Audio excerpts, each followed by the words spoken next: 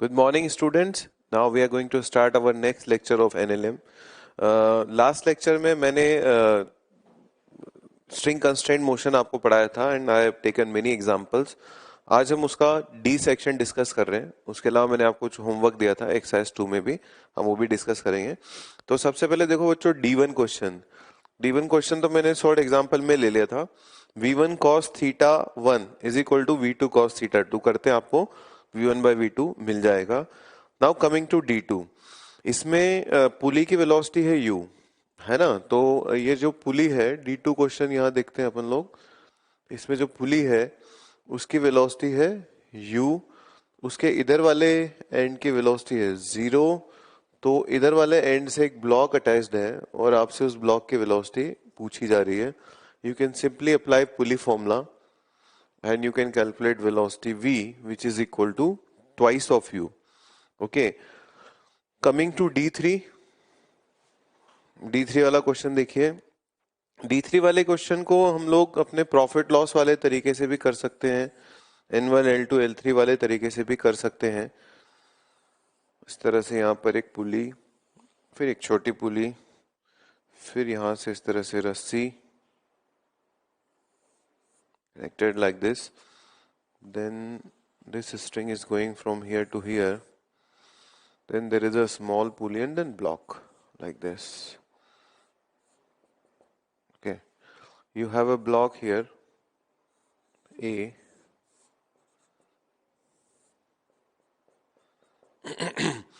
इसमें दे रखा है कि ब्लॉक ए की वेलोसिटी जो है वो 0.6 है. इसका मतलब इसकी वेलोसिटी अगर 0.6 है तो आप कह सकते हो कि ये जो पुली है इस पुली के सेंटर की वेलोसिटी भी क्या होगी 0.6. यहाँ पर भी कितना होगा 0.6, यहाँ पर भी कितना होगा 0.6. देखते हैं समझ में आ रहा है कि 3 जगह से रस्सी जो है वो रिलीज होने वाली है. और आप समझ सकते हैं यहाँ से जब ये पूरी बॉडी आगे जाएगी तो 3 जगहों से रस्सी आपको मिलेगी 1 2 3 और वो सारी इधर जाएगी. So the loss of string is equal to gain of string. So velocity of this block should be 1.8 meter per second using the profit loss method or any other method. If you apply L1, L2, L3 वाला method जिसमें अपन लोग L1 plus L2 plus L3 plus L4 लिख के उसको differentiate करेंगे तो उससे भी यही आंसर आएगा. अब देख सकते हैं तो वैसे ही हो गया है. ये जैसे आगे बढ़ा 3 जगह से रस्सी रिलीज हुई और वो सारी इसको मिल गई. Now coming to D4. वैसे D4 बहुत इजी क्वेश्चन है. मैंने आपको कल एंड में कुछ क्वेश्चंस कराए थे.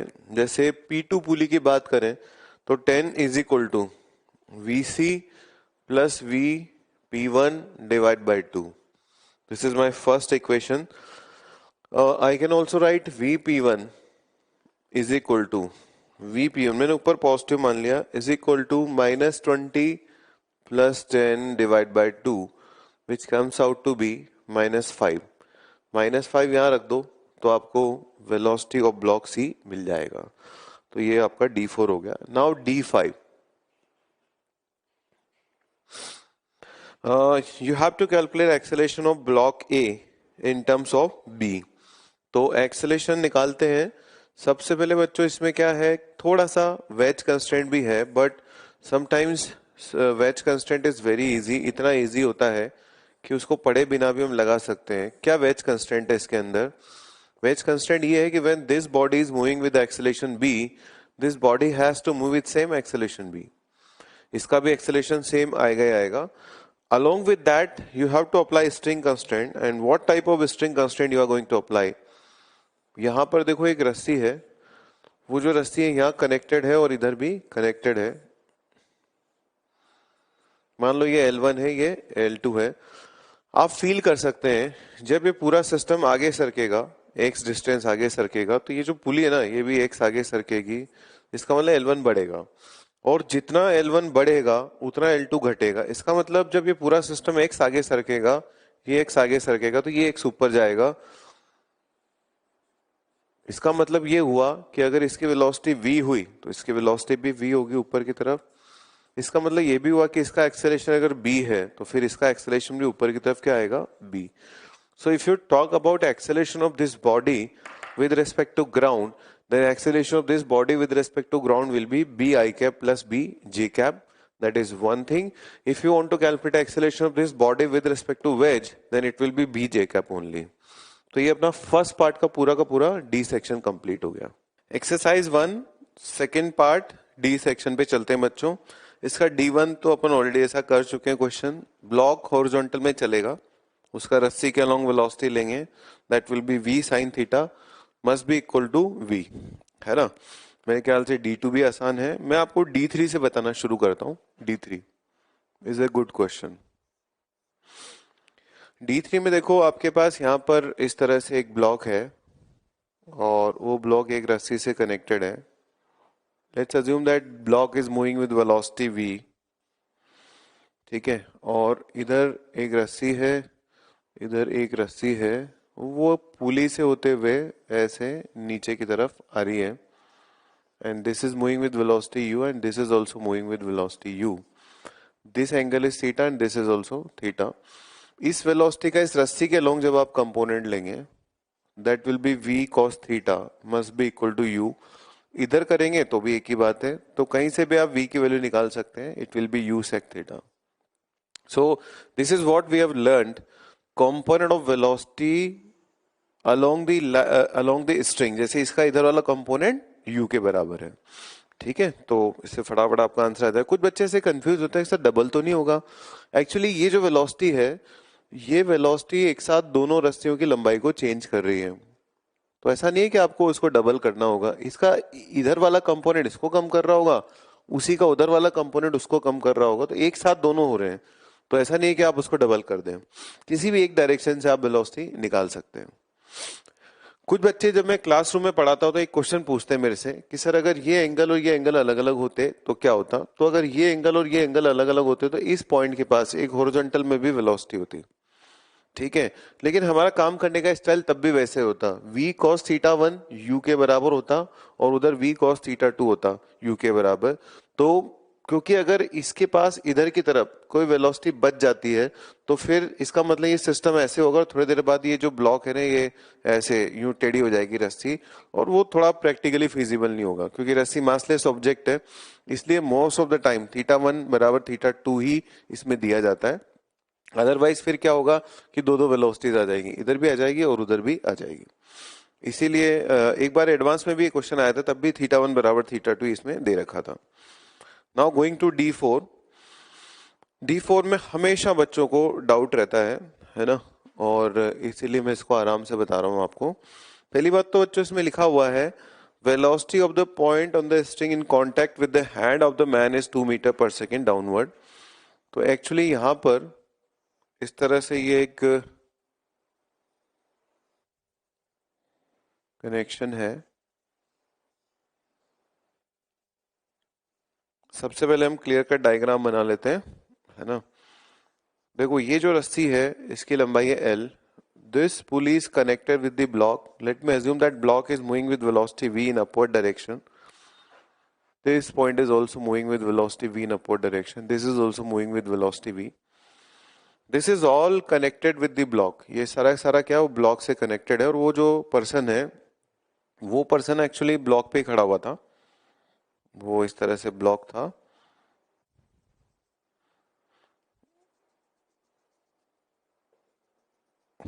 ठीक. तो ये जो सिरा है ना ये 2 मीटर पर सेकेंड से नीचे की तरफ आ रहा है. This velocity is with respect to ground. तो आपके पास जो रस्सियां हैं L1, L2, L3 और L4, अगर आप इन सब की लंबाई L1 plus L2 plus L3 plus L4 लिखें तो it will be constant length. If you differentiate both sides it will B 0. और L1 डॉट को आप लिख सकते हैं माइनस v, L2 डॉट को भी लिख सकते हैं माइनस v, L3 डॉट को लिख सकते हैं 0 और L4 डॉट को लिख सकते हैं आप एक्चुअली इसकी लंबाई बढ़ रही है, इसको लिख सकते हो आप v प्लस 2. सॉल्व करोगे तो एक v से एक v कैंसिल हो गया और v की वैल्यू आ जाएगी 2. इसका मतलब इस केस में जो वेलोसिटी आती है बच्चों वो आ जाती है 2 मीटर पर सेकेंड. किसकी वेलोसिटी आ रही है? ब्लॉक की. कुछ बच्चे इसको ऐसे फील करके भी कर सकते हैं कि यहां से जब ये बॉडी ऊपर जाती है दो जगह से रस्सी रिलीज होती है लेकिन उसमें से एक जगह रस्सी की लंबाई बढ़ जाती है तो एक किधर कंप्रोमाइज हो गया, ठीक है। इसका मतलब एक बच गया आपके पास। तो जो रस्सी रिलीज होगी, जैसे यहाँ दो जगह से रिलीज हुई, एक का हिसाब किताब इधर हो गया, तो एक जो रिलीज हुई वो यहाँ मिलेगी आपको। इसका मतलब वी जो है वो 2 होना चाहिए। तो ये भी अप्रोच सही है। D5 वाला जो क्वेश्चन है वो वेज कंस्ट्रेंट का है जो हम आज पढ़ेंगे। और अब हम डिस्कस कर लेते हैं D6। पहले मैं ऐसा करता हूँ D7 बता देता हूँ, क्योंकि यहाँ पे जो जगह है वो D7 लायक है। D7 में आपके पास जो पुली है वो पुली 2 मीटर पर सेकेंड से ऊपर जा रही है। Right, you want to calculate velocity of B. यहां पर आपके पास एक मशीन है और उस मशीन पर 2 मीटर पर सेकंड की रेट से रस्सी लिपट रही है। और टेक्निकली देखा जाए तो ये 2 मीटर पर सेकंड की रेट से रस्सी लिपट रही है और 2 मीटर पर सेकंड की रेट से वो मशीन नीचे जा रही है। सोचो अगर रस्सी नहीं लिपट रही होती और ब्लॉक केवल नीचे जा रहा होता 2 से, तो ये 2 आती, लेकिन रस्सी लिपट भी रही है। इसका मतलब आप ये कह सकते हो कि इफेक्टिवली ये पॉइंट नीचे 4 से जा रहा है। So you can write 2 is equal to -4 plus V B divide by 2। Solve करोगे तो वी बी की वैल्यू आ जाएगी बच्चों 8 metre per second. This is one way of doing it. Other way समझते हैं, इसको रोक दें तो इसकी वेलोसिटी नीचे की तरफ हो जाएगी 2 + 2, यानी कि कितनी हो गई 4, बट उसमें रस्सी लिपट भी रही है तो इफेक्टिवली कितना हो गया 6। यानी एक तरह से इधर किस रेट से रस्सी एक्स्ट्रा नीचे की तरफ जारी होगी 6 मीटर पर सेकेंड की रेट से पुली के रेस्पेक्ट में।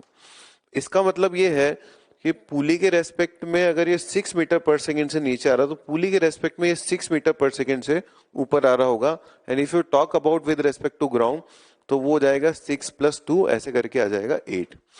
एक तरीके से और आप कर सकते हो इस क्वेश्चन को। उस तरीके में आप क्या करो, इधर बना रहा हूं, ये 2 मीटर पर सेकेंड से ऊपर जा रहा है और ये यहां पर एक मशीन है जिसके अंदर रस्सी लिपट भी रही है और ये बॉडी 2 मीटर पर सेकेंड से नीचे जा रही है और इस ब्लॉक की वेलोसिटी हमको पता करनी है। This is alternate method. अब देखो इसमें क्या है कि इस रस्सी की लंबाई को L1 बोल दो, इसको L2 बोल दो। L1 dot plus L2 dot will be equal to -2। Now just think about it. Why I am writing -2? Every time I used to write 0, but this time I am writing -2. क्यों? क्योंकि असल में क्या है, इन दोनों रस्सियों के टोटल लंबाई में कमी आ रही है क्योंकि कुछ लिपट करके मशीन के अंदर जा रहा है। तो what is L1 dot? L1 dot is 4। How do I know? 2 + 2। What is L2 dot? इसकी वेलोसिटी मान लेते हैं नीचे की तरफ थोड़ी देर के लिए, अपने आप आना होगा जो आ जाएगा। तो ये हो जाएगा L2 डॉट हो जाएगा 2 + VB is equal to -2। 2 + VB क्यों आया? क्योंकि ये 2 से ऊपर जा रहा है, VB से नीचे आ रहा है। When you will solve it, you will get -8 metre per second. इसका मतलब पहला मेथड वो था। दूसरा मेथड था जिसमें अपन ने ऐसे आइडिया से अंदाजा लगाया कि ये रस्सी किस रेट से इधर खर्च हो रही है, किस रेट से नीचे जा रही है। तीसरा मेथड ये था, उसमें पुली को रोक के हमने सॉल्व किया था। तीसरा मेथड ये था कि हमने L1 और L2 को इस बार कांस्टेंट नहीं रखा। इस बार L1 + L2 was not constant, actually it was changing, so I differentiated it and equated with -2। ये मशीन हो सकता है कि उल्टा सवाल आ जाए, कभी हो सकता है मशीन रस्सी रिलीज कर रही हो, तो उस केस में जो भी रिलीज होने की रेट है ना वो यहाँ पे आ जाएगी। बाकी फिर नॉर्मल सवाल की तरह सॉल्व कर दो। L1 dot 4, L2 dot 2 + VB, तो VB की वैल्यू आ जाएगी -8। -8 इस बात को इंडिकेट कर रहा है कि जिधर आपने VB माना है ना उधर नहीं है, उसका उल्टा है। तो ये था अपना क्वेश्चन नंबर D7। अब मैं आपको बताने जा रहा हूं D6 and D8। Exercise 1 second part D6। देखो बच्चों, इसमें आपसे इस ब्लॉक की वेलोसिटी पूछी जा रही है और उसको हम ऐसे कर सकते हैं, इन रस्सियों की लंबाइयों के नामकरण कर देते हैं L1 L2 L3 L4 L5 L6 and L7। इसको आपको मैं प्रॉफिट लॉस वाले तरीके से भी बता सकता हूँ, ऑब्जेक्टिव मेथड से बता सकता हूँ। देखो इसमें ऐसा दिया हुआ है कि ये ब्लॉक 2 मीटर पर सेकेंड से इधर आ रहा है। This block is moving with velocity 2 metre per second, इधर की तरफ आ रहा है। इसमें जो आंसर्स हैं वो है 2, √3, 1 और 0। सबसे पहले आप ये समझें कि क्या इस रस्सी की लंबाई में कोई चेंज आएगा जब ये आगे पीछे चलेगा? तो कोई चेंज नहीं आने वाला। इसकी लंबाई में कोई चेंज नहीं आने वाला, इसकी लंबाई में कोई चेंज नहीं आने वाला। इसकी लंबाई में कोई चेंज नहीं आने वाला। इसका मतलब 1 2 3 4, 4 रस्सियों की लंबाई में कोई चेंज नहीं आ रहा। इस रस्सी की लंबाई 2 मीटर कम हो जाएगी 1 सेकंड में, तो इसकी लंबाई 2 मीटर बढ़ जाएगी 1 सेकंड में। इसका मतलब जो यहाँ कम होगा वो इसका फायदा यहाँ मिल जाएगा। इसका मतलब इस रस्सी की लेंथ में कोई चेंज ही नहीं आना चाहिए। और अगर इस रस्सी की लेंथ में कोई चेंज नहीं आना चाहिए तो इस ब्लॉक की इधर की जो वेलोसिटी है वो जीरो होनी चाहिए। इधर की वेलोसिटी जीरो होने का मतलब है कि velocity with respect to wedge is zero, but it was placed on wedge, क्योंकि वेज पे रखा हुआ था इसलिए जो वेज की वेलोसिटी वो इसमें जरूर आएगी। So whenever you are writing velocity of the block with respect to ground, you have to write velocity of block with respect to wedge, which we have proved to be zero, and velocity of wedge with respect to ground, which is 2. ये तरीका हो गया अपना logic वाला, profit loss वाला। अब देखो L1 plus L2 plus L3 and so on L7 is equal to constant कर दिया मैंने, डिफरेंशिएटिंग ऑल ऑफ देम। तो अपने को L1 डॉट कितना नजर आ रहा है, L1 डॉट तो मुझे पता करना है। इसको मैं लिख सकता हूँ V, इधर की वेलोसिटी V है और इस पॉइंट की इधर कोई वेलोसिटी नहीं है। एक्चुअली 2 मीटर पर सेकंड इसके पास भी है। इसका मतलब इसका इधर वाला कंपोनेंट, इसका इधर वाला कंपोनेंट रस्सी की लंबाई में कोई चेंज नहीं लाएगा। Pulley is not moving in downward, so V minus zero I can write. Along the string velocity का डिफरेंस लिखना है बच्चों अपने को।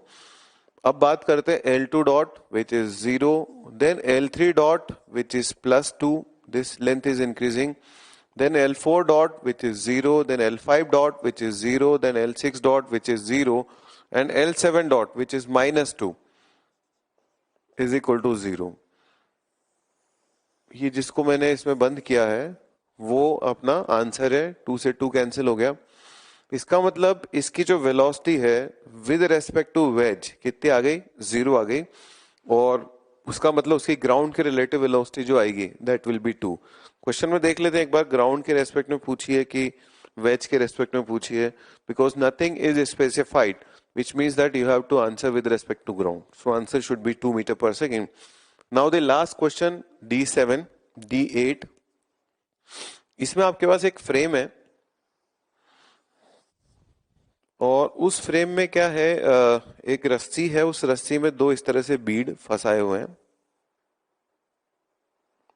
लाइक दिस, और ये पॉइंट जो है ना ये O है। इसमें आपको कुछ कुछ एंगल दे रखे हैं BAC, this angle is 45 degree, this angle is 45 degree, then BOC, this angle is 75 degree, BOC, this is 75 degree, so if this is 75, this is 45, ये हो जाएगा 30 डिग्री। क्योंकि जब बीड चलेगा और ये वायर है, वायर फ्रेम है, तो बीड हमेशा टेंजेंशियल डायरेक्शन में चलेगा। इसका मतलब ये वाला एंगल होगा 60 डिग्री। ठीक है, अच्छा यहाँ पर वेलोसिटी आपको दे रखी है, ये भी वायर फ्रेम है वर्टिकल, और इसमें जो वेलोसिटी वो दे रखी है आपको U। अब आप देख सकते हैं ध्यान से कि इस U का रस्सी के along, because the length of the string, this is a string, length of the string remains constant, तो U का जो इधर वाला कंपोनेंट होगा that will be U cos 45, और V का जो इधर वाला कंपोनेंट होगा that will be V cos 60। So U cos 45 which is U divided by √2 must be equal to V cos 60 which is V by 2. So when you will solve it you will get V is equal to √2U। इसका मतलब V की value आ जाएगी बच्चों √2U। तो ये था अपना D8 क्वेश्चन। अब हम इसके बाद डिस्कस करेंगे एक्सरसाइज 2 का फर्स्ट पार्ट। उसमें मैंने आपको 10 क्वेश्चंस दे रखे हैं, ठीक है, तो उन 10 क्वेश्चंस को आज हम डिस्कस करेंगे और उसके बाद डिस्कस करेंगे सेकंड पार्ट। उसमें मैंने कुछ क्वेश्चंस दिए थे, उनको एक एक करके डिस्कस करते हैं। So now we are starting exercise number 2। कल मैंने आपको इसको 1 से 10, इसके 1 से लेकर 10 तक के क्वेश्चन दिए थे, लेकिन इसका जो पहला क्वेश्चन है वो असल में सूडो फोर्स के ऊपर बेस्ड है। तो ये वाला क्वेश्चन चैप्टर के एंड में होगा, तो इस पे आप गोला मार लें। हम लोग सेकंड ऑनवर्ड स्टार्ट कर रहे हैं। क्वेश्चन नंबर सेकंड में कई बार बच्चों को डाउट रहता है, तो इसलिए मैं इसको बता रहा हूँ। देखो बच्चों, यहाँ पर टेंशन T है, यहाँ पर भी टेंशन T है, एंड ये दोनों एंगल आपको दे रखे हैं theta, this angle is theta, this is also theta. तो आप लिख सकते हैं T का Y कंपोनेंट, क्योंकि इस पूरे सिस्टम की अगर हम बात करें तो वाई डायरेक्शन में फोर्स लग रहे हैं 2t साइन थीटा और नीचे लग रहा है W, तो ये बोथ दी फोर्सेस, इसका Y और इसका Y और ये W will be balance. So from here you can calculate tension at the end. ठीक है, क्वेश्चन नंबर 2 हो गया. क्वेश्चन नंबर 3 जो है वो मुझे लगता है आप कर लेंगे. चेंज इन लीनियर मोमेंटम निकाल सकते हैं. पहले किस वेलोसिटी से आ रहा था, बाद में किससे जा रहा है. Difference of those velocities multiply by mass divide by time will be average force. तो मैं आपको फोर्थ बता रहा हूं. फोर्थ वाले में देखो, जो पहला वाला सिचुएशन है उसमें ऊपर लग रहा है टेंशन जो कि 2 mg के बराबर ऑलरेडी दे रखा है, इधर खींच रहा है कोई, तो इसका मतलब इस केस में जो एक्सेलेरेशन आएगा that will B g upward. ठीक. सेकंड वाली सिचुएशन जो है, सेकंड वाली सिचुएशन में आपको याद हो तो हमने कई बार कर लिया इसको, ये मेरे ख्याल से तीसरी चौथी बार हो रहा है. इसका मैंने आपको कहा भी था 2 लेक्चर पहले कि अगर आप चाहें तो इसमें एक्सेलेरेशन का डायरेक्ट फॉर्मूला भी इस्तेमाल कर सकते हैं. याद रख सकते हैं m2 minus m1 divide by m2 plus m1 multiply by g. This will be acceleration. So here it is g, in next case it is g by 3 and in the last case, जो सबसे last वाला case है, वो तीसरा वाला case में क्या है, इस ब्लॉक के ऊपर mg नीचे लग रहा होगा और आप भी mg ऊपर लगा रहे हो. इसका मतलब इस केस में acceleration will be 0. Here you can see that this is the highest acceleration, this is the middle one and this is the last. Order में आप जमा सकते हो जैसे चाहो. Now coming to D5 question. वैसे तो D5 क्वेश्चन को जो है सिस्टम वाली अप्रोच से ज्यादा अच्छे से किया जा सकता है, लेकिन हमने जानबूझकर इस क्वेश्चन को यहाँ डाला है ताकि बच्चों को इसको हर एक ऑब्जेक्ट का फ्री बॉडी डायग्राम बना करके भी अलग से सॉल्व करना आए. बिना सिस्टम के कैसे किया जाता है. आपके पास यहाँ एक बॉडी है जो बीच में फंसी हुई है, उस पे इधर से N1 लग रहा होगा, इधर से N2 लग रहा होगा, ऊपर से टेंशन लग रहा है और नीचे से फोर्स लग रहा है 4 mg. इसका मास 4 m है. यहाँ एक बॉडी रखी हुई है जो मैं यहाँ साइड में रख रहा हूं, उसके ऊपर इधर से लग रहा है टेंशन, उसका मास है 3 m. यहां पर जो पुली है, मैंने क्या किया, उस पुली को इसी का हिस्सा मान लिया, उस पर एक टेंशन लग रहा है T.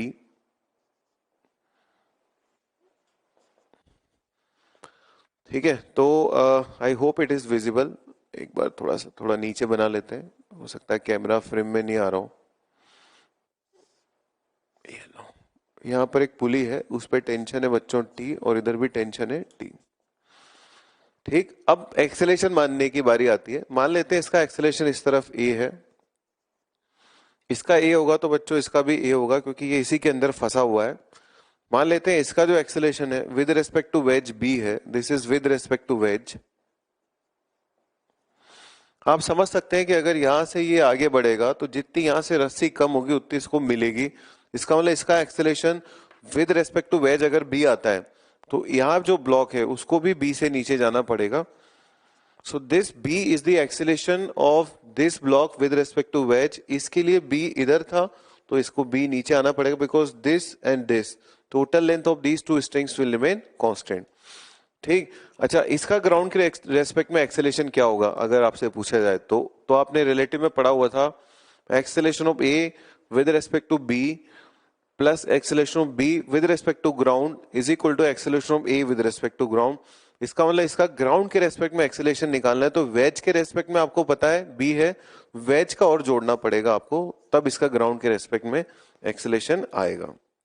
अब मैं एक एक करके न्यूटन्स लॉ लगाता हूं. सबसे पहले इसके लिए लगा देता हूं, T is equal to 3 times m into B minus A. This is my equation number 1. Y direction में मैंने फोर्स दिखाई नहीं है, लेकिन वो है अगले चैप्टर में वो काम आएगा जब फ्रिक्शन पिक्चर में आएगा. फिलहाल क्योंकि अपना सारा काम जो है एक्स डायरेक्शन में ही चल रहा है इस बॉडी के लिए, इसलिए मैंने दिखाया नहीं. इस वाले ब्लॉक के लिए लगाते हैं बच्चों, इधर लग रहा है T और ये N1 इस पे लग रहा है तो N1 इस पे भी लग रहा होगा और N2 इस पे भी लग रहा होगा. So if you write total force in right direction it will be N2 minus N1 plus T and this should be equal to 8 times m into A. इसका मास दे रखा आपको 8m. इसके लिए बात करते हैं, उधर N1 minus N2 is equal to 4 times m into A. This is my equation number 3. ठीक है.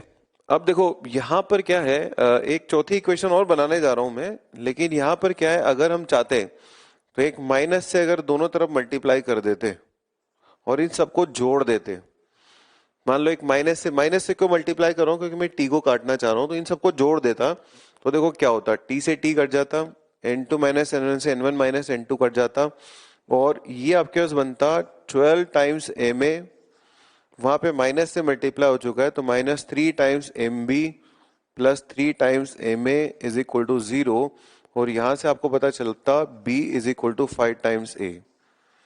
ये आपके लिए एक बहुत इंपॉर्टेंट रिलेशन है, और जो मैं आपको बात बताना चाह रहा हूं, जिधर मैं आपको लेके जाना चाह रहा हूं, वो ये है कि अगर मैं इन सबका एक सिस्टम मान लेता, अगर मैं इन सबका एक सिस्टम मान लेता तो इस पूरे सिस्टम पे जो एक्स डायरेक्शन में एक्सटर्नल का नेट फोर्स है that would have been 0, and I could write m1a1 plus m2 और x डायरेक्शन का acceleration plus m3 into X direction का एक्सेलेरेशन, तो मैं डायरेक्ट यहाँ आ जाता। आप देखिए मैं इन सबको जोड़ा तो जितने भी इंटरनल फोर्सेस है सब कट गए, जानबूझ के एक माइनस साइन लेके जोड़ा ताकि ये भी कट जाए। So all the internal forces, sum of all the internal forces is 0, and जब आप सिस्टम के चैप्टर में टॉपिक में पहुंचेंगे तो इसी सवाल को मैं सिस्टम से करूंगा और मैं डायरेक्ट यहाँ पहुंच जाऊंगा। मैं पूरे सिस्टम पे न्यूटन्स लॉ लगाऊंगा, there is no external force in X direction on this system. तो बस m1a1x plus m2a2x plus m3a3x बराबर 0 करना था आपको, सीधा यहाँ पहुंच जाते हैं। अब मैं चौथी इक्वेशन बना रहा हूं इसके लिए, 4 times mg minus t is equal to 4 times m multiply by b। आपको शायद b की वैल्यू चाहिए थी, ठीक है। एक मैं काम और करता हूं आपके लिए, टेंशन और निकाल के ले आता हूं, टेंशन के लिए कोई b की टर्म में ले आता हूं।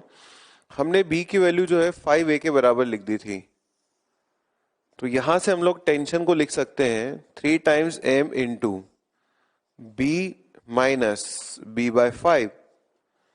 सो you will get t is equal to 3 times m into, इसको सॉल्व करेंगे तो आ जाएगा 4b बाय 5, ऐसा लग रहा है 12b बाय 5 आएगा, ठीक है। 12b बाय 5 इंटू m, इसका मतलब 4 times mg is equal to T को उधर ले जा रहा हूं तो ये हो गया मेरा 3 times M B into 4 divide by 5 plus 4 times M B. मैंने जानबूझ करके 4 वाला फैक्टर डिफरेंशिएट किया है, अलग किया है, ताकि 4 से 4 और इसको काट सकूं।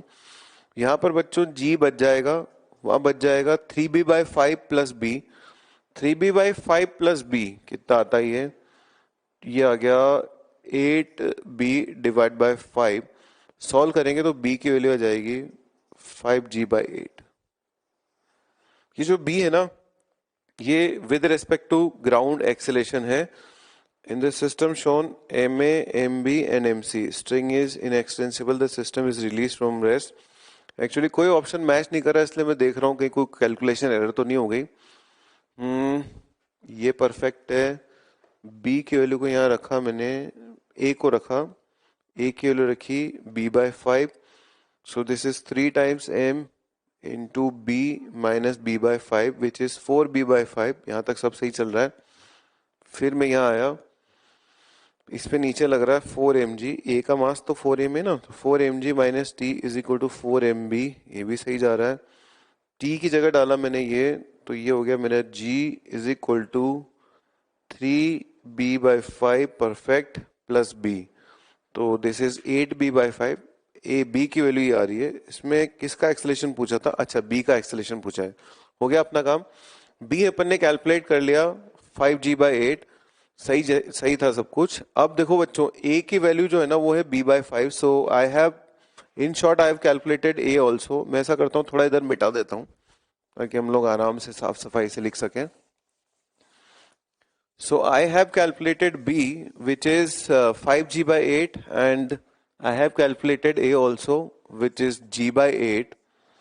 तो एक है आपका 5g by 8, एक है आपका g by 8। आपको B का एक्सेलेरेशन चाहिए था, g का एक्सेलेरेशन इधर आ गया 5g by 8, इधर आ गया g by 8। इसका मतलब जो नेट एक्सेलेरेशन आएगा वो आना चाहिए 5g by 8 minus g by 8। So that is 4g by 8 and that will be g by 2 towards left। ये है B ब्लॉक का नेट एक्सेलेरेशन। तो अपना आंसर आना चाहिए g/2 towards left and the correct answer is B. तो अच्छा question था, ठीक ठाक लंबा क्वेश्चन था। मैं सोच रहा हूँ इसी के साथ हम लोग क्वेश्चन नंबर 6 भी यहाँ पे कर सकते हैं। आप आराम से इसको दोबारा सिस्टम वाले अप्रोच से फिर करना ट्राई। क्वेश्चन नंबर 6 देखिए, ऐसा क्वेश्चन मैंने आपको करवाया था, इसको प्रॉफिट लॉस से भी कर सकते हो। जब B block V naught velocity से आगे चलेगा तो कितनी जगह से रस्सी एक्स्ट्रा आएगी? आप देख सकते हैं 3 जगह से आएगी। तो मैं बोल सकता हूँ 3 times displacement of B must be equal to 2 times displacement of A. कल मैंने आपको इस तरह का क्वेश्चन क्लास में करवाया भी था कि एक ब्लॉक जैसे बी है उसको एक्स आगे बढ़ा दो तो कितनी जगह से रस्सी टाइट होगी? 3 जगह से। तो 3 times displacement of B must be equal to 2 times displacement of A. You differentiate it, this will be V naught and this will be VA, which you want to know. So velocity of A with respect to ground will be 3V naught by 2 towards right. इसका correct answer आएगा D. तो ये था question number question number 5 और ये था question number 6। तो question number 6 में मैंने आपको आंसर दिया था D. Actually that was with respect to ground, लेकिन क्वेश्चन नंबर 6 में पूछा हुआ था विद रेस्पेक्ट टू B। तो अगर आप विद रेस्पेक्ट टू बी निकालेंगे तो वो आएगा 3V0/2 minus V naught which will be V0/2 towards right. तो 6 का जो आंसर मैं दोबारा लिख रहा हूं, विद रेस्पेक्ट टू ग्राउंड वो आएगा 3V0/2 राइट, और विद रेस्पेक्ट टू बी वो आएगा V0/2 राइट। इन्होंने क्या ये पूछा है, इसलिए वो आंसर डी के बजाय बी हो जाएगा, वो मैंने जस्ट अभी चेक किया। क्वेश्चन नंबर 7 देखिए। क्वेश्चन नंबर 7 में लिखा हुआ है कि normal N is a normal reaction block and wedge acceleration of capital M along horizontal equals to. देखो बच्चों, क्वेश्चन नंबर 7 बहुत आसान है। हम लोग अगर न्यूटन लॉ लगाते हैं, फ्री बॉडी डायग्राम बनाते हैं, तो इसके ऊपर एक नॉर्मल यहां से लग रहा है, एक ग्राउंड से लग रहा है और एक इसका वेट है। आप देख सकते हैं इस नॉर्मल का जो हॉरिजॉन्टल कंपोनेंट है that you can calculate because this angle is theta, this is 90 minus theta, so horizontal component will be n sin theta and that component will be accelerating the wedge, so it will be n sin theta divided by capital M towards left। ये answer आएगा इसका, है ना। आपसे केवल इसी का acceleration पूछा है वेज का, तो आप सिर्फ वेज की अगर बात करें तो क्या आएगा। अगर आपसे कोई पूछे कि ग्राउंड से नॉर्मल बताओ तो आपका आंसर आना चाहिए W plus n cos theta, फिर उसमें n cos थीटा की टर्म और आ जाएगी, ऐड हो जाएगी। Now coming to question number 8। देखो क्वेश्चन नंबर 8 में आप चाहते हो कि ब्लॉक M1 जो है वो रेस्ट पे रहे, तो हम लोग इसको ऐसे समझे कि ब्लॉक M1 रेस्ट पे तभी रह सकता है जब उसकी टेंशन उस वाली रस्सी में टेंशन M1G के बराबर आ जाए। ये टेंशन जो है ना ये M1G के बराबर होनी चाहिए। So I made a free body diagram and now I am assuming that block A1 is not accelerating but there is one more pulley. यहाँ पे टेंशन किसके बराबर है? M1G के। जो सेकंड वाली पुली है उसमें भी टेंशन किसके बराबर होगी? M1G के। और यहाँ पर जो टेंशन आएगी, मान लो यहाँ पे टेंशन T प्राइम है, ये भी T प्राइम है, then I can say that T prime is equal to M1G divide by 2। आधा आधा बढ़ जाएगा। आपको अगर याद हो तो लास्ट लेक्चर में मैंने आपको बताया भी था कि यहाँ पर अगर कोई बॉडी M2 है, यहाँ पर कोई बॉडी M3 है, तो हम लोग डायरेक्ट उसकी टेंशन को याद रख सकते हैं। उसकी टेंशन का फॉर्मूला होता है 2 times M2 M3 upon M2 plus M3। जैसे आप सॉल्व करोगे इनटू G तो फटाफट आंसर आ जाएगा, दैट इज वन वे। तो मान लो किसी बच्चे को डाउट है, साहब मैं तो भूल गया, इधर लग रहा होगा M1G/2, इधर लग रहा होगा M2G, इधर लग रहा होगा M1G/2, इधर लग रहा होगा M3G। मान लेते हैं इसका एक्सेलरेशन A है, because this block is stationary so this pulley is also stationary, so I am assuming acceleration A is with respect to pulley, but this is actually with respect to ground because pulley is stationary. This body will also have same acceleration with respect to pulley and same acceleration with respect to ground because the pulley is not moving. So you can write M2G minus M1G divided by 2 is equal to M2A. This is my equation number 1. And then I am writing M1G divided by 2 minus M3G is equal to M3 multiply by A. आप एक काम करिए, इसमें से इसको 1 by M2 से multiply कर दें और इसको 1/m3 से मल्टीप्लाई कर दें और घटा दें। जैसे आप घटाएंगे सीधा वहां पहुंच जाएंगे। आपको अगर टेंशन का डायरेक्ट फॉर्मूला पता है 2m2m3 upon m2 plus m3 into जी, जो कि मैंने आपको पिछले लेक्चर में बताया था, तो आप सीधा वहां पहुंच सकते हैं। नहीं पता तो इस तरह से न्यूटन्स लॉ लगाइए। ए को गायब करना है आपको, because you want to find out a relation between m1 m2 m3। जैसे आप इसको सॉल्व करोगे आपको पता चलेगा 4 divide by m1 is equal to 1 upon m2 plus 1 upon m3। मैं क्या कर रहा हूं, इसको उधर ले जा रहा हूं, फिर m1 को नीचे ला रहा हूं और उसको उधर लाके ऐसे डिवाइड कर रहा हूं। So the correct answer will be B here. ये था आपका question number 8। Now going to question number 9। मेरे को लगता है यहाँ पे इतनी सफिशिएंट जगह है कि 9 क्वेश्चन हो जाएगा। देखो यहाँ पर एक इंक्लाइन प्लेन पे गाड़ी जा रही है ऐसे, ये आपका इंक्लाइन प्लेन है, इसके ऊपर एक इस तरह से पूरा अरेंजमेंट है। That complete arrangement is moving with acceleration a naught in this direction। जाने देते हैं उसको। यहां पर एक रस्सी बांधी हुई है और वो जो रस्सी है that रस्सी is making angle theta with this line, which is perpendicular to incline, इसके साथ थीटा एंगल है। इसमें एक टेंशन होगा बच्चों T, और इसमें जो फोर्स लग रहा होगा mg, उसके दो टुकड़े होंगे।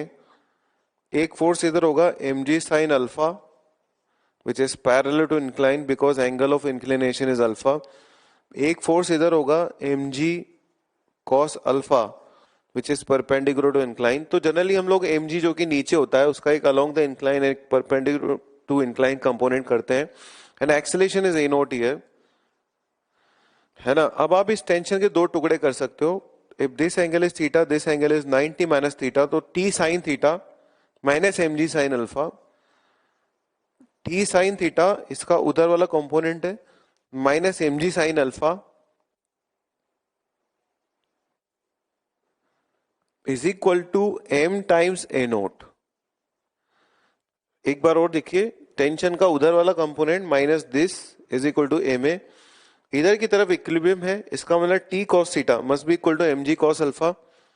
सो t cos theta is equal to mg cos alpha.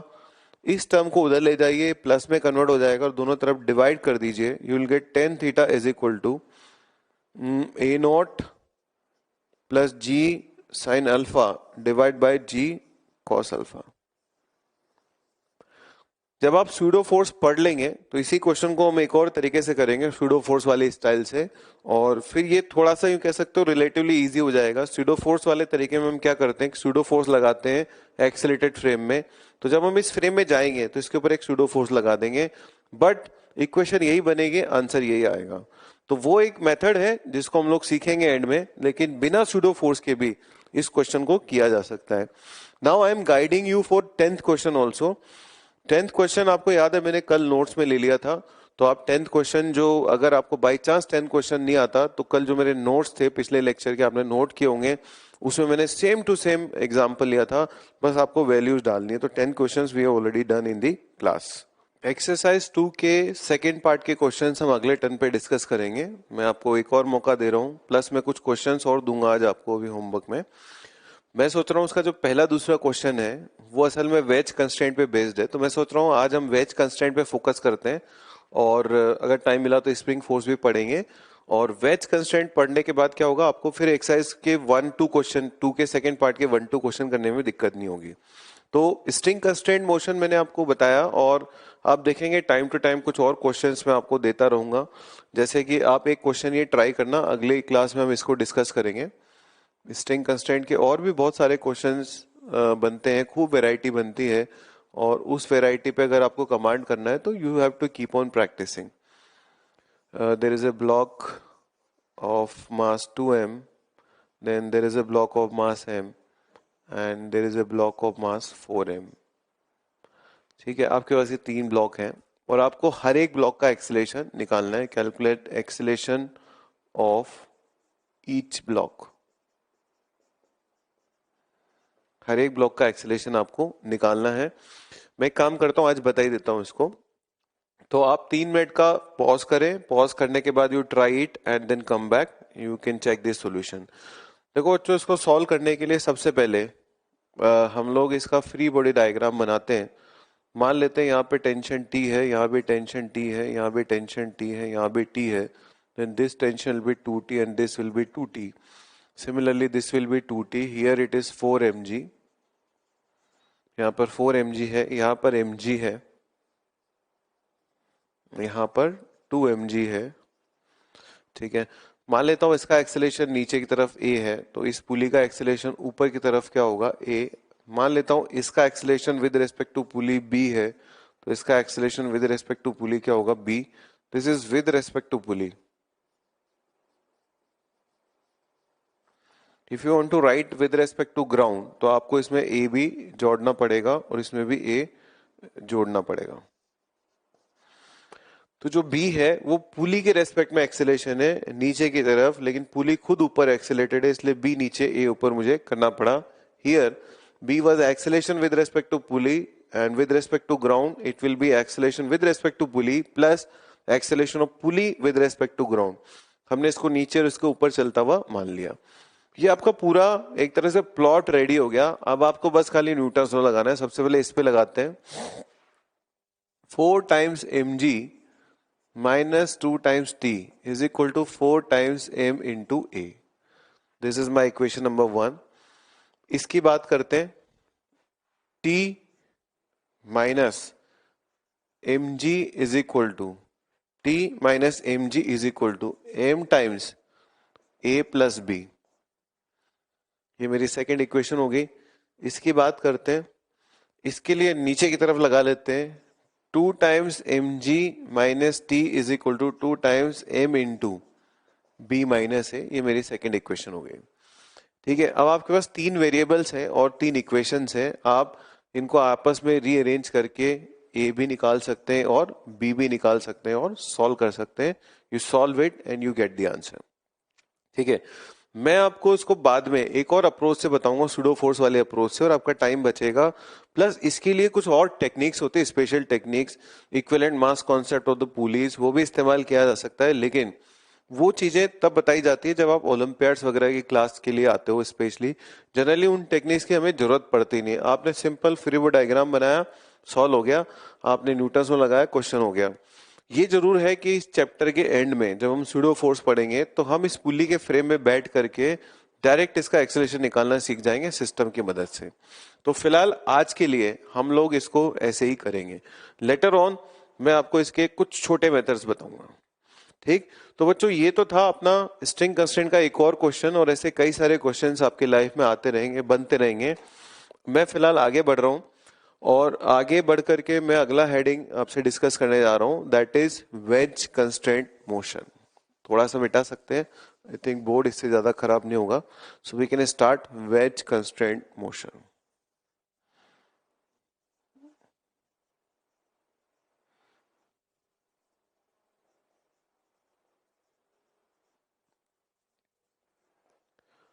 क्या मतलब होता है वेज कंस्ट्रेंट मोशन का? सबसे पहले तो वो समझा जाए। वेज का मतलब एक ऐसी चीज जो सॉलिड है, जिसको पिचकाया नहीं जा सके, है ना। जैसे मैं आपको छोटे सिंपल सिंपल एग्जांपल से बता रहा हूं।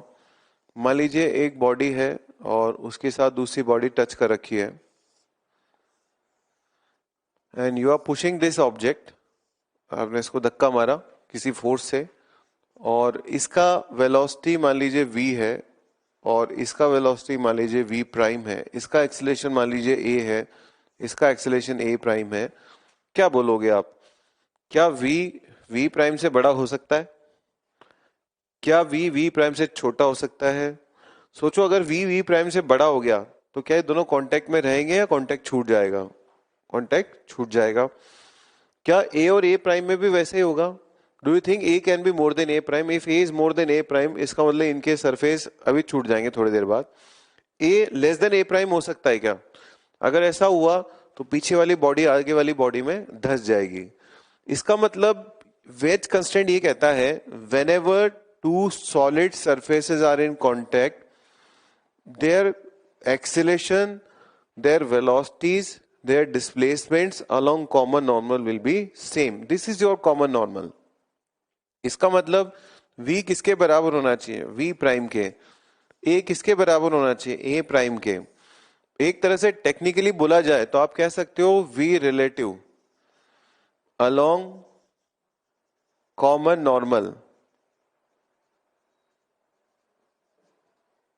is equal to 0. Why v relative is 0 along common normal? Because if two surfaces are continuously in contact, भले वो ऐसे ऐसे चल रहे हो, लेकिन कॉमन नॉर्मल के along v relative नहीं होना चाहिए. अगर हुआ तो either they will separate और एक बॉडी दूसरी बॉडी में धंस जाएगी, बट सॉलिड ऑब्जेक्ट धंसते नहीं है, इसका मतलब it should be 0. Similarly a relative along common normal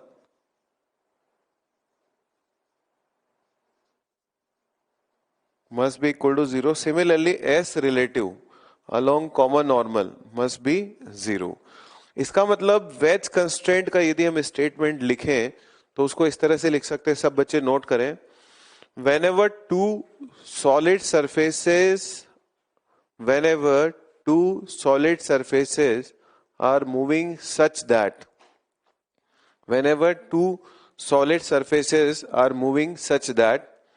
they are always in contact with each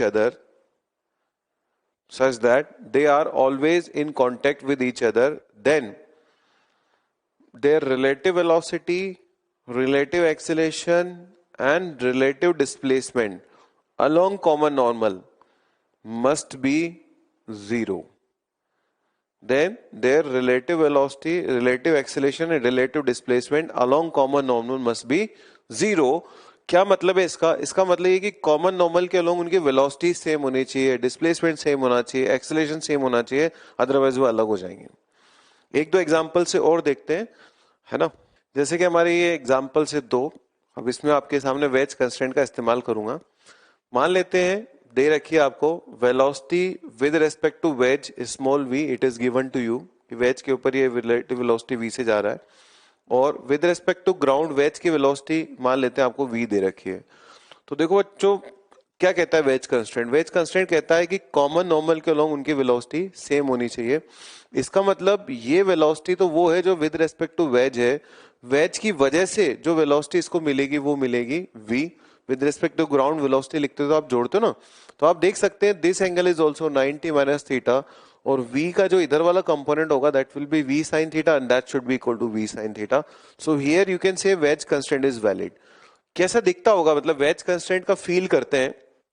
आप सोचोगे थोड़ी देर बाद ये वेज मान लो हल्का सा पीछे आ जाता है.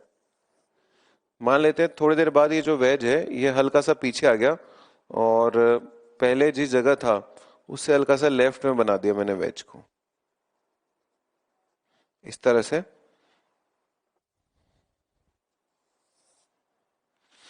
ठीक, तो जो वेज का डायग्राम था, जो वेज का ये पीक पॉइंट था वो यहाँ आ गया, और यहां से मैंने वेज बनाया इस तरह से करके. So this angle is also theta. Block थोड़ा सा नीचे आ गया होगा, ब्लॉक हल्का सा नीचे आ गया होगा क्योंकि ब्लॉक के पास एक वेलोसिटी है.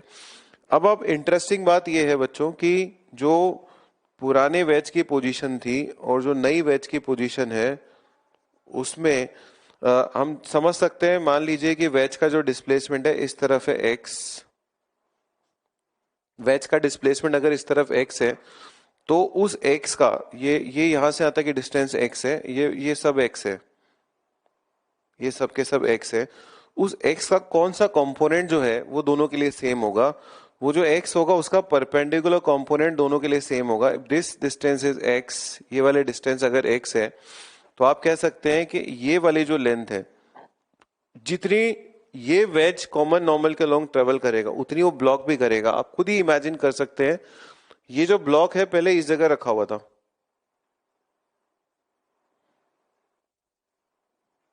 अब ब्लॉक यहां आ गया, तो कॉमन नॉर्मल के लॉन्ग जितना ब्लॉक चला क्या वेज भी उतना ही चला? Yes, you can verify it and check it. So this is how we can try to understand the wedge constraint. अब मैं उसी चीज को यहाँ अप्लाई करने जा रहा हूं. बहुत आसान है, अगर आप थोड़ा सा भी फोकस करेंगे तो बहुत आसानी से समझ में आएगा. सबसे पहला काम, अच्छा इसमें आपसे पूछा जा रहा है this is a cylinder, you have to calculate velocity of cylinder. मान लो आपसे कोई सिलेंडर की वेलोसिटी पूछता है. सबसे पहली बात तो ये कि यहाँ पर एक दीवार है, और दीवार अगर यहाँ पर है तो कॉमन नॉर्मल के अलोंग वेलोसिटी सेम होनी चाहिए. Wall is not moving. इसका मतलब इसकी x वाली जो वेलोसिटी है दैट शुड बी 0, क्योंकि ये बॉडी जब आगे जाएगी तो ये बॉडी नीचे आएगी, इसका मतलब इसमें y वाली वेलोसिटी होनी चाहिए। सबसे पहले बच्चों ये समझो x वाली वेलोसिटी 0 क्यों हुई, क्योंकि दो जगह वेज कंस्ट्रेंट वैलिड है, ये यहाँ भी कांटेक्ट में है, तो कॉमन नॉर्मल के अलोंग दोनों की वेलोसिटी सेम होनी चाहिए, इसकी 0 है तो इसकी भी 0 होनी चाहिए। एक बात कंफर्म होगी। उसके बाद वेज कंस्ट्रेंट लगाएंगे हम लोग इसके और इसके बीच में, इस वेलोसिटी को थोड़ा सा पीछे बढ़ा लो ताकि आप आराम से कॉमन नॉर्मल, ये this is your common normal, इसको मैं ऐसा करता हूं किसी दूसरे कलर के मार्कर से, चलो मार्कर दूसरे कलर का नहीं, इसको डार्क कर देता हूं एकदम। Okay, now this angle is theta, this is 90 minus theta. So if this angle is 90 minus theta, component of this velocity along common normal के along component will be v sin theta. ये वाला angle 90 minus theta है, ये वाला भी 90 minus theta, तो ये वाला क्या होगा theta. This should be equal to V Y cos theta, so V Y is equal to V tan theta. कैसे किया फिर समझो, ये बॉडी चल रही थी नीचे, ये बॉडी चल रही थी इधर, ये रहा इनका कॉमन नॉर्मल, तो इसका कंपोनेंट तो लिया इधर और इसका कंपोनेंट लिया इधर, दोनों कर दिया कंपेयर, तो इससे आपको वेलोसिटी मिल जाएगी। इसी तरह की सिमिलर कैलकुलेशंस आप लोग एक्सेलेरेशन के लिए भी कर सकते हो। तो अगर मान लो मैंने इसका वेट दे दिया W1, इसका दे दिया W2 और आपसे इनका एक्सेलेरेशन पूछा छोड़ने के बाद, तो आप न्यूटन्स लॉ जब लगाओगे तो इसका एक्सेलेरेशन A मान लेना, इसका नीचे की तरफ B मान लेना। न्यूटन्स लॉ लगाओगे तो एज यूजुअल जैसे आप स्ट्रिंग कंस्ट्रेंट में आगे जाके फंस जाते थे, लास्ट में आपके एक इक्वेशन कम पड़ती थी, वो एक इक्वेशन यहाँ पे कहां से मिलेगी आपको, वेज कंस्ट्रेंट से मिलेगी इस तरह से। तो अगला क्वेश्चन हम वही करते हैं जिसमें हम लोग न्यूटन्स लॉ अप्लाई करेंगे। तो ये क्वेश्चन ऐसा क्वेश्चन है बच्चों जिसमें हम लोग वेज कंस्ट्रेंट का बहुत भरपूर इस्तेमाल करेंगे। मैं आपको समझाता हूँ कैसे कैसे।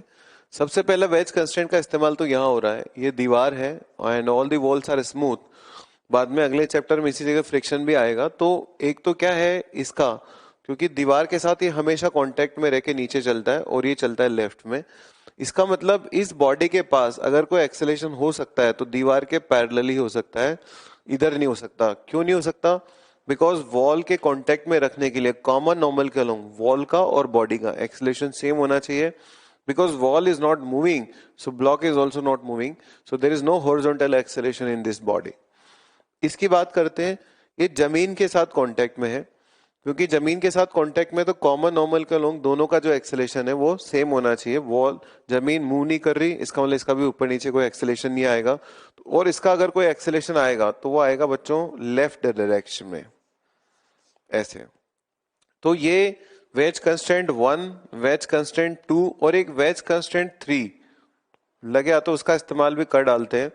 देखो ये वाला एंगल है थीटा और ये वाला एंगल चेक करिए, ये वाला एंगल भी थीटा होगा। दो लाइंस के बीच में वही एंगल होता है जो कि इनके नॉर्मल्स के बीच में होता है, इसका नॉर्मल ये है, इसका नॉर्मल ये, सो दिस इज ऑल्सो थीटा।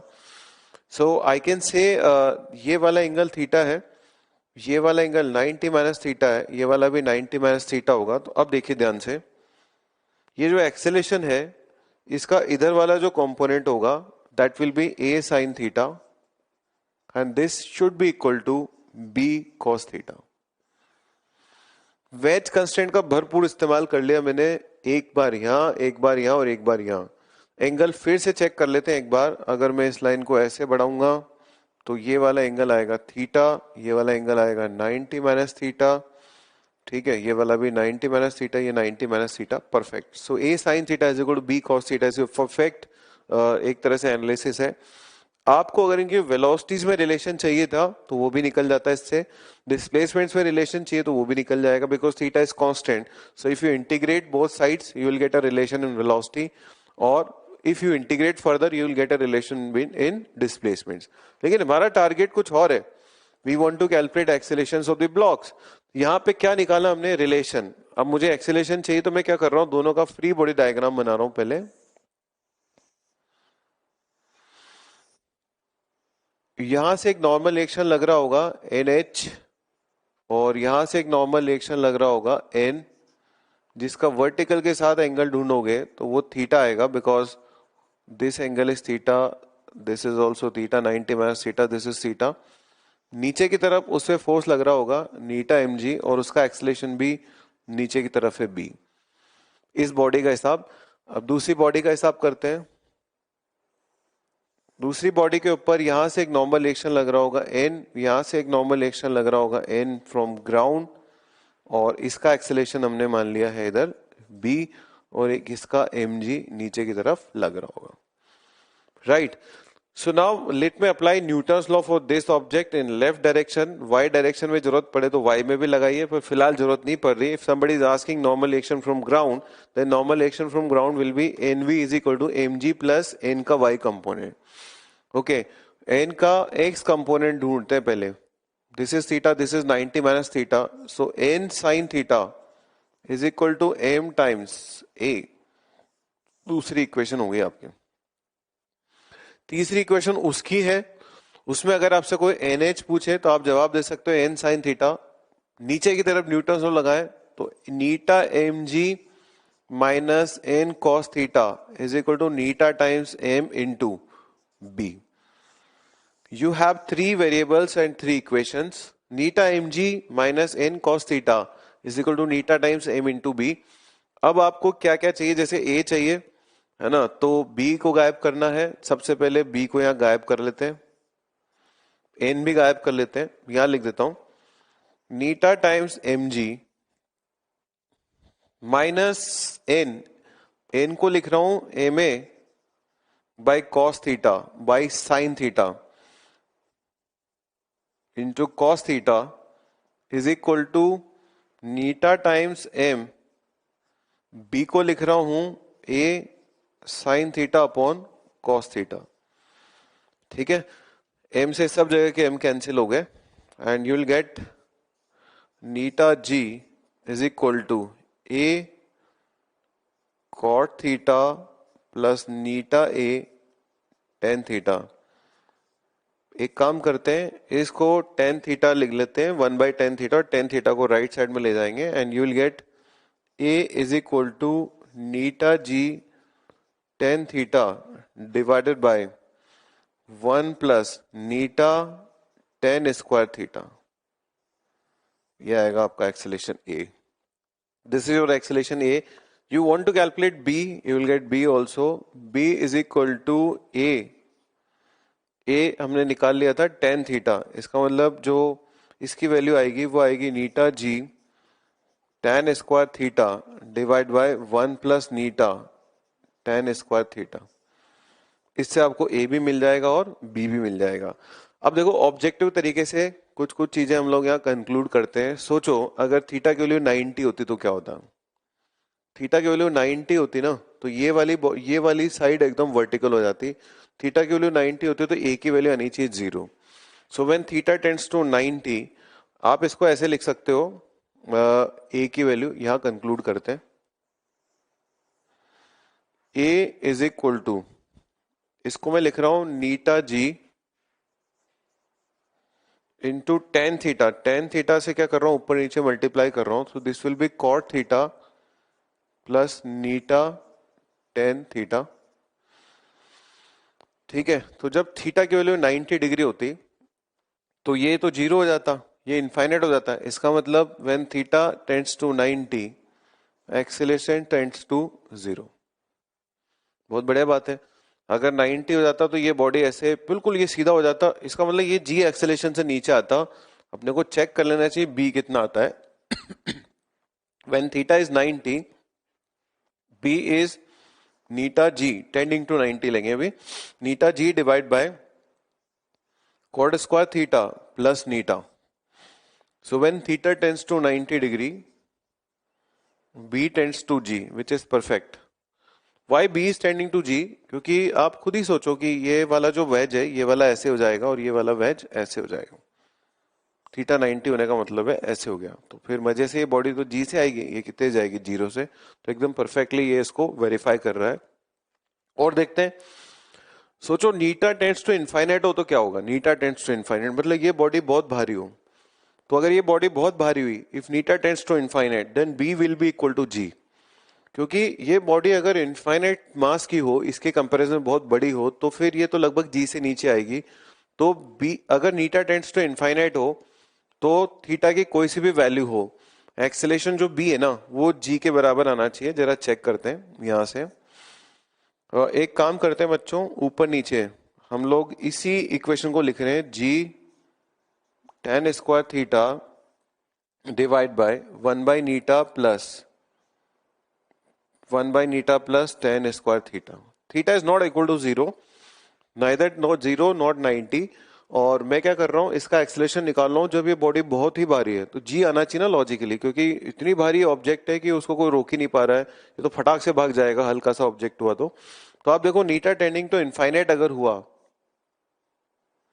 तो ये वाली टर्म क्या होगी, 0। एंड यहां पर आप कह सकते हो G will tend to, sorry B will tend to G, which is logical. इसका मतलब ये जो आंसर है, कभी मान लो ऑब्जेक्टिव में आपके पास आ जाए, ये क्वेश्चंस आ जाए, तो आप ऑब्जेक्टिव तरीके से कुछ एनालिसिस कर सकते हो। थीटा 90 डाल के देखो, थीटा 90 डालो तो इसका जी आना चाहिए, इसका 0।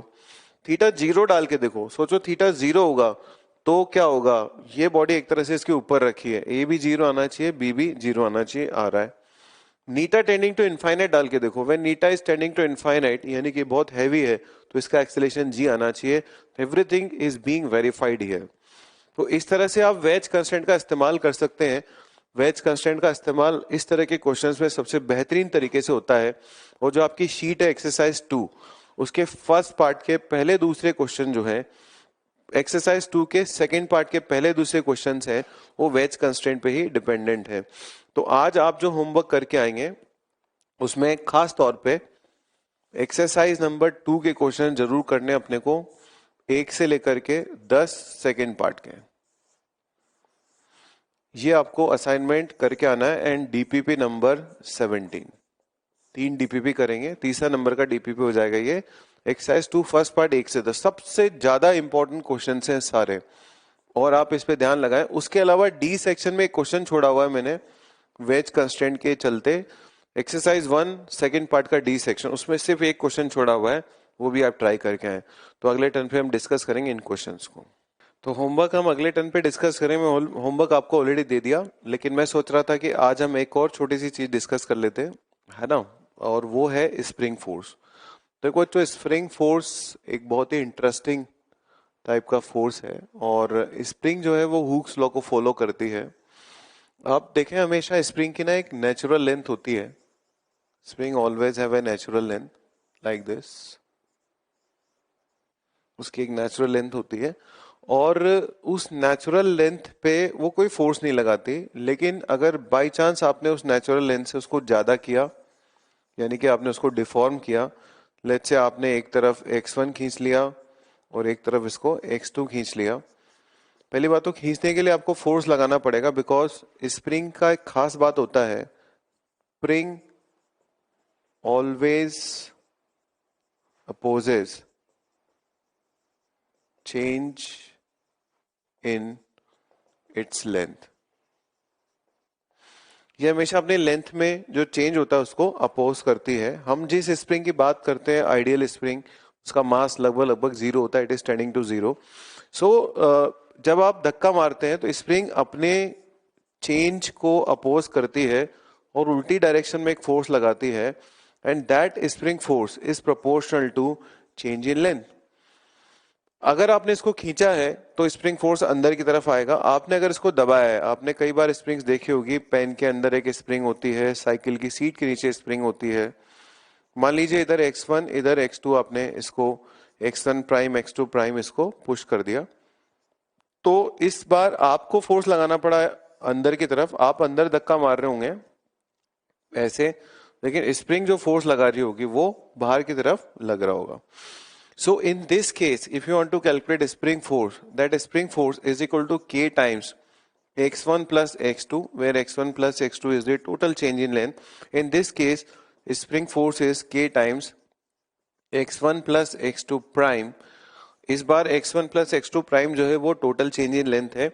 मुद्दे की बात यह है कि आप स्प्रिंग को एक सिरे को पकड़कर अगर दूसरे सिरे को x1 plus x2 खींचते हैं तो भी उतना ही फोर्स आता है। मान लीजिए आपने इस सिरे को यहीं पकड़ लिया और इसको खींचा x1 plus x2, तो भी उतना ही फोर्स आता है इसके अंदर, spring force.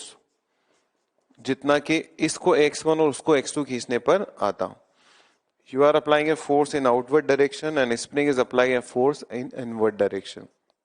So spring force is proportional to change in length. और अगर हम उसको समराइज करें तो उसको हम ऐसे समराइज कर सकते हैं कि जो स्प्रिंग फोर्स होता है वो k टाइम्स x होता है, where x is the deformation or change in length in the spring. Here k is called spring constant, और स्प्रिंग कांस्टेंट को अगर डिफाइन करना हो तो ऐसे डिफाइन कर सकते हो, spring constant is force per unit change in length. जैसे मान लीजिए कि एक स्प्रिंग है मेरे पास, छोटी स्प्रिंग पतली वाली, और एक थोड़ी सी सॉलिड बड़ी स्प्रिंग है. अब दोनों के के में क्या अंतर हो सकता है? जिस स्प्रिंग में कम फोर्स लगाने पर ज्यादा चेंज इन लेंथ आता हो उसका के छोटा है. ऐसे समझे आप, मान लीजिए मेरे पास ये स्प्रिंग है 1 और ये है 2, दोनों की लेंथ मुझे 1-1 सेंटीमीटर बढ़ानी है. जिसमें मुझे ज्यादा मेहनत करनी पड़ रही, ज्यादा फोर्स लगाना पड़ रहा है, ये एक्स तो सेम हो गया दोनों के लिए, लेकिन एक में मुझे ज्यादा फोर्स लगाना पड़ रहा है, तो जिसमें ज्यादा फोर्स लगाना पड़ता है उसका के ज्यादा है. ज्यादा जो कड़क कठोर स्प्रिंग्स होती है उनका के ज्यादा होता है. तो अगर आपसे कोई पूछे के किस पे डिपेंड करता है, तो बच्चों के डिपेंड करता है टेम्परेचर पर. अगर आप स्प्रिंग को गर्म करते हैं तो उसका जो के है वो कम हो जाता है थोड़ा सा. के डिपेंड करता है स्प्रिंग के मटेरियल पर, मटेरियल कैसा है. जैसे कई बार बड़े सॉफ्ट मटेरियल्स होते हैं, पेन की स्प्रिंग जो होती है उसमें सॉफ्ट मटेरियल का इस्तेमाल किया जाता है, तो के डिपेंड करता है मटेरियल पर. और तीसरी बात, के डिपेंड करता है स्प्रिंग की शेप और साइज पर. आगे जब हम इसको एसएचएम वाले चैप्टर में पढ़ेंगे तो मैं आपको बताऊंगा कि स्प्रिंग के 2 टुकड़े करने पर हर एक टुकड़े का जो के है वो डबल हो जाता है. फिलहाल हम खाली एक नोट की फॉर्म में इसको लिखेंगे. पहला पॉइंट लिखिए, spring constant depends on temperature. दूसरा पॉइंट लिखिए, इट डिपेंड्स ऑन मटेरियल. तीसरा पॉइंट लिखिए, it depends on shape and size. और उसमें नीचे लिख लीजिए नोट लगाकर, K is inversely proportional to length of spring. इसका मतलब ये है कि अगर मेरे पास कोई स्प्रिंग है और मैंने उसके 2 टुकड़े कर दिए, let's say I have a spring और उसका स्प्रिंग कांस्टेंट है के, और मैं उसके 2 टुकड़े कर दिए बीच में से, इसका प्रॉपर प्रूफ होगा जब आप एसएचएम में इसको पढ़ोगे, तो हर एक टुकड़े का जो स्प्रिंग कांस्टेंट होता है डबल हो जाता है. इसका मतलब क्या, 3 टुकड़े करूंगा तो 3 गुना हो जाएगा. यस. जितनी छोटी स्प्रिंग होती है ना, keeping the diameter same, keeping the spiral का जो ये डायमीटर है ना उसको सेम रखते हुए, आप जितने छोटे टुकड़े करोगे ना स्प्रिंग कांस्टेंट उतना ही ज्यादा हो जाएगा. इसका मतलब अगर इसके 100 टुकड़े कर दिए मैंने, तो जो 100वां टुकड़ा होगा उसका स्प्रिंग कांस्टेंट ओरिजिनल स्प्रिंग के स्प्रिंग कांस्टेंट से 100 गुना बड़ा होगा. तो क्या उसकी चेंज इन लेंथ करने में हमको 100 गुना ज्यादा फोर्स लगाना पड़ेगा? यस. अगर आप सेम चेंज इन लेंथ करना चाहते हो तो आपको 100 गुना ज्यादा फोर्स लगाना पड़ता है. ये खास बात होती है स्प्रिंग कांस्टेंट की. तो इसके कुछ एग्जांपल्स करके देखते हैं. जैसे एक छोटा सा एग्जांपल है, एक मेरे पास स्प्रिंग है और उसके नीचे एक 10 kg का ब्लॉक लटका हुआ है और ये इक्विलिब्रियम में है. स्प्रिंग कांस्टेंट आपको दे रखा है 1000 न्यूटन अपॉन मीटर. आपसे क्वेश्चन पूछा जाएगा, कैलकुलेट चेंज इन लेंथ. इसकी लंबाई में कितना चेंज होगा. अब आप देखो बच्चों, अगर मैं इसका फ्री बॉडी डायग्राम बनाता हूं ब्लॉक का, तो नीचे की तरफ फोर्स लग रहा है 100, तो ऊपर कौन सा फोर्स लग रहा होगा, तो वो लग रहा होगा स्प्रिंग फोर्स. और अगर मेरे को स्प्रिंग फोर्स चाहिए तो वो मैंने थोड़ी देर पहले आपको फॉर्मूला बताया था, उसका फॉर्मूला होता है K times change in length. So if I want to calculate change in length, it will be 100 divide by 1000 which will be equal to 1/10 metres. ऐसे आप फटाक से चेंज इन लेंथ निकाल सकते हैं. तो एक एग्जांपल तो ये हो गया. एक एग्जांपल और करते हैं. मान लीजिए कि ये जो स्प्रिंग है ये एक बॉडी के साथ ऐसे अटैच्ड है और इसका मास है 10 kg, but this entire system is in a lift, और वो जो लिफ्ट है ना नीचे की तरफ चल रही है 2 मीटर पर सेकेंड स्क्वायर के एक्सेलेरेशन से। स्प्रिंग कांस्टेंट उसका वही है 1000 न्यूटन अपॉन मीटर। और ये जो बॉडी है, this body is in equilibrium with respect to lift. Lift के रेस्पेक्ट में इसका कोई एक्सेलेरेशन नहीं है, यानी लिफ्ट में जो आदमी खड़ा होकर देख रहा है उसको लग रहा है कि यार ये सब स्टेशनरी है, ग्राउंड से देखोगे तो ये एक्सेलेटेड है। So it is not in equilibrium with respect to ground because it is accelerating, but with respect to lift ये रुका हुआ है। तो अगर हम देखें ग्राउंड वाले बंदे से पूछें तो ग्राउंड वाला बंदा बोलेगा कि यार नीचे तो लग रहा है 100, ऊपर लग रहा है k टाइम्स x, और इसका एक्सेलेरेशन कितना बताएगा वो 2 metre per second square. Again we are suppose to calculate change in length. तो यहां भी चेंज इन लेंथ पूछा था, चेंज इन लेंथ बताओ, और वहां भी मैं चेंज इन लेंथ पूछ रहा हूं आपसे। तो आप आराम से न्यूटन में लगा सकते हैं 100 minus 1000 into change in length is equal to, इसका मास है 10 times 2 ma। On solving you'll get 1000x is equal to 80, so your x will be equal to 8 divided by 100 meters। पिछली बार वो आया था बच्चों 1/10 मीटर विच इज 10 सेंटीमीटर, इस बार आया वो 8 सेंटीमीटर। तो ये भी इसी का एक तरह से कह सकते हो एग्जाम्पल हो गया। एक और छोटा सा एग्जाम्पल हम यहाँ पे देख सकते हैं।